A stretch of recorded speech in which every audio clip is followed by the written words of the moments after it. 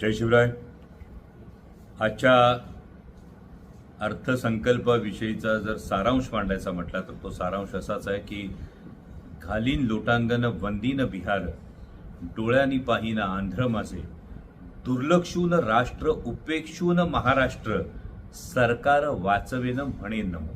केवळ सरकार वाचवण्याची केविलवाणी धडपड आहे ज्या दोन कुबड्यांच्या आधारावर म्हणजे JDU असेल किंवा TDP असेल, या दोन पक्षांच्या ज्या काही मागण्या होत्या त्या पूर्ण करून, त्यांच्या मागण्या पूर्ण करून खैरात ही बिहार आणि आंध्र प्रदेशला देण्याचा हा प्रयत्न आहे. बिहारला आंध्र प्रदेशला निधी मिळतो याविषयी कोणालाही दुःख वाटण्याचं काही कारण नाही, परंतु त्याच वेळी जो महाराष्ट्र देशात सर्वाधिक महसूल देणारं राष्ट्र आहे त्या महाराष्ट्राच्या वाट्याला मात्र अक्षरशः तोंडाला पानं पुसलेली आहेत. आणि मग हा प्रश्न निर्माण होतो की जे ट्रिपल इंजिनचं सरकार महाराष्ट्रात आहे, जे वारंवार वेगवेगळ्या गोष्टींसाठी हे दिल्लीच्या वाऱ्या करत असतात, ते ट्रिपल इंजिन सरकार नेमकं काय करतंय? मग त्या ट्रिपल इंजिन सरकारचं या सरकारमध्ये काही भूमिका आहे असं आत्ताच्या NDA सरकारला वाटत नाही का? आणि जर वाटत असेल तर महाराष्ट्राच्या वाट्याला असं घसघशीत भरघोस दान का पडलं नाही